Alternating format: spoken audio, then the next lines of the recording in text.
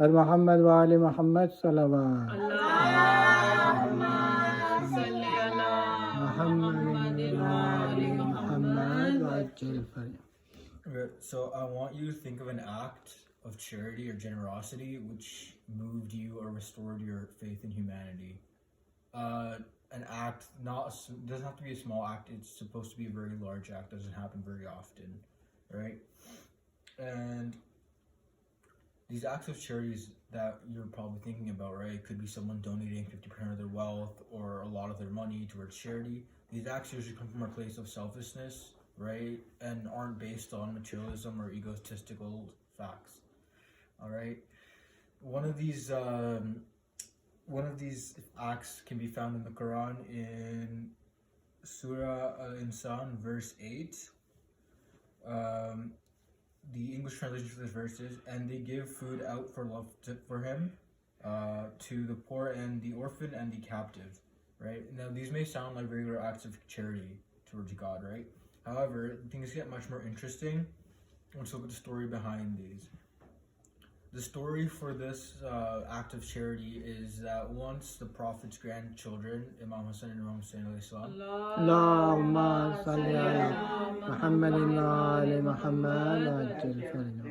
once when they were little toddlers, they fell ill. They got very sick, and the Prophet came over and he advised Imam Ali and Bibi Fatima that you guys should make a promise to God that once they get better, you will fast for 3 days, right? So Imam Ali and Bibi Fatima and Prophet, they all promised to fast as soon as they got better. So once they got better, Prophet Muhammad, Imam Ali, Bibi Fatima, Imam Hassan, Imam Hussein, along with their maid, Fizza, they all fasted together for 3 days. And the fast started on the first day. They fasted. At the end, when it came time to break their fast, they had a very few pieces of bread that they were going to break their fast with. And all of a sudden there was a knock on their door, and the first person who came and knocked said, dear household of the Prophet, I am a poor Muslim man. I have not eaten anything. Can you give me some food? So then Bibi Fatima took the bread for the entire family, including the children, and gave it to the poor man, right? The beggar. After that, they broke their fast with water and went to sleep.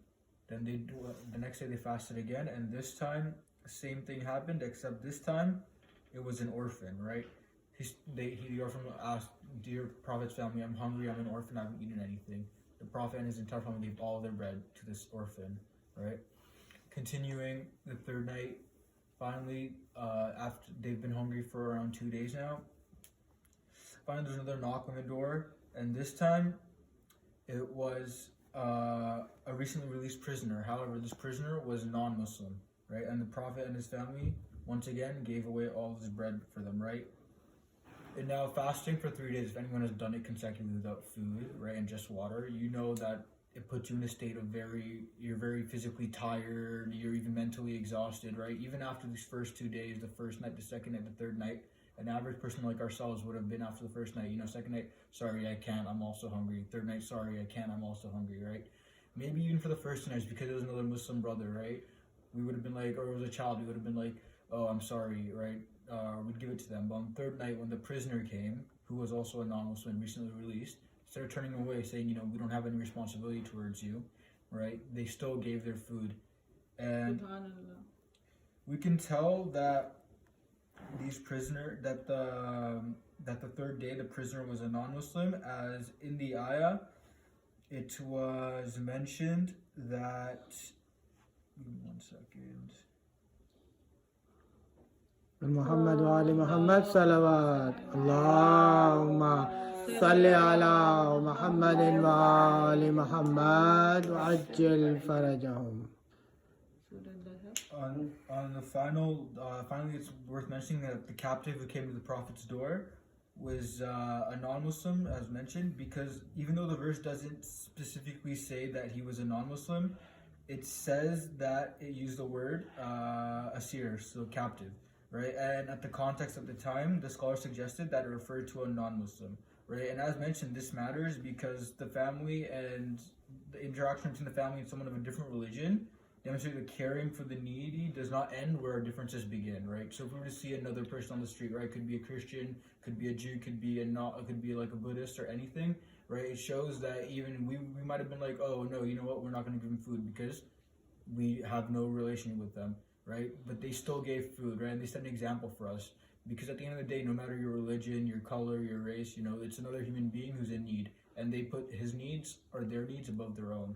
Right? Subhanallah, Subhanallah. Muhammad wa ali Muhammad salawat. Allahumma salli ala Muhammadin wa ali Muhammad wa ajil faraj. In the next verses of Surah Al-Insan, verse number 9 and number 10, we understand what they got out of this and what motivated the Prophet and his family to do these selfless acts. In verse 9 it says, "We only feed you for God's sake. We desire for you neither reward nor thanks." And in verse 10, "Surely we fear our Lord, a stern, distressful day." Right? These verses will clarify the motive of the family for us, right? They gave all of their food out for the love of God and fear of a day where they will be asked, what did you do to help when the orphan came to your door? When that prisoner came, right? What did you do, right? You can't, on that day when you have to answer for it, right? If this happened to us and we didn't get food, we couldn't say, oh, Allah, he wasn't a Muslim, so I didn't give him food. Or Allah, he was a recently released prisoner, so I didn't want to free him for his crimes, right? Who are we to decide who gets to eat or not? Right? So we can see from this story that the Prophet and his family gave all these acts of selflessness without hesitation, without any doubt. They didn't require anything. They couldn't be like, okay, we'll give you food, but you have to come work with us for a day, or we'll give you food and you have to give us this amount of money, right? They just gave it away and put the needs of others above their own. Their only motivation is that we want to please our Lord and get the reward for him, right? And that we need to answer for our deeds in the future. So we should start now. Subhanallah, Allahumma salli ala Muhammad wa ali Muhammad. Now throughout the story, you can see the selfless acts that the Prophet performed, right? In particular, Bibi Fatima, she's the one who took the bread and gave the bread, right? As a mother, you never want to see your child go to bed hungry. You never want to see your family go to bed hungry, right?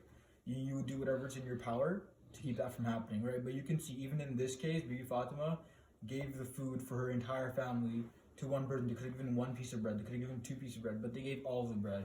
Why is that? It's because maybe 1 piece wasn't enough for the beggar. Maybe 2 pieces wouldn't be enough, right? They didn't want any reason that they could be held accountable that, oh, you had 5 pieces of bread, but you only gave him 1, right? What makes you deserve 4 pieces and him 1, right? They didn't want any of that. So they did the most selfless act, and they gave all their food and everything because they knew they would survive, right? But he was asking for it, right? They weren't asking, anyone else for food. They were giving their food because they're selfless, right?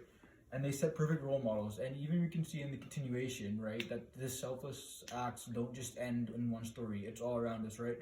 From the day that they were born to the day that they died. Take Bibi Fatima, for example.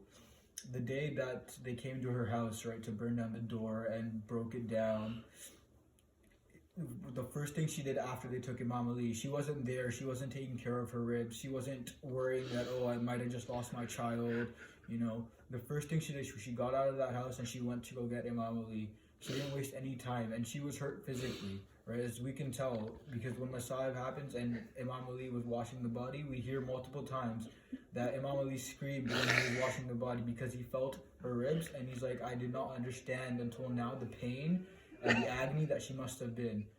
Now think about that for a minute, right? When we're in pain, it could be we might have got our hand caught in a car door. It could be anything, right?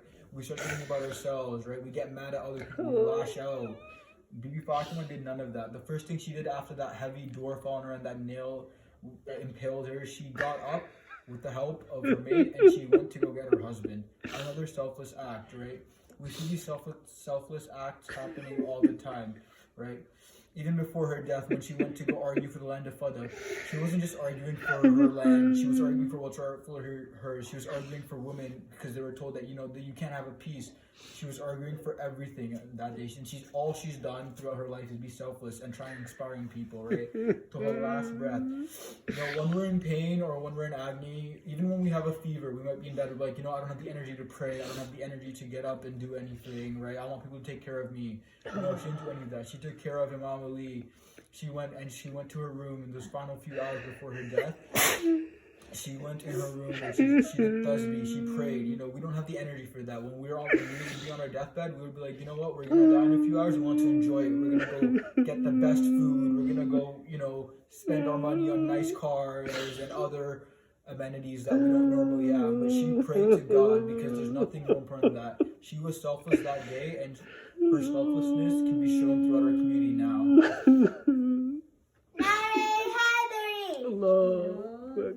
So as a final take from this, we should all try and embody the spirit that Fatima had, right? We don't have to, I'm not asking anyone to give away their food for 3 days when they're hungry. I'm not asking anyone to go donate 60% of their net worth to a charity organization. I'm saying little things. You see someone on the street, instead of thinking, you know, if I give him $5, he's gonna go buy drugs. I want you to go and give those $5 without hesitation, without any consequence on your mind. I want you to give to people outside of our community even, right? Start with our community, but once you're out of causes, or you're in Canada, for example, or England, or wherever, right? And there's not people begging on the street, you know, you can donate to anything. It doesn't have to be a Muslim thing, just donate, because at the end of the day, they're all people, and you know, that's what Fatima would have done. She wouldn't have looked, oh, Muslim, Muslim, non-Muslim. She gave it to all, as we saw. So embody that spirit and keep it with you. Fatima said. Hussein, Ya Hussein, Ya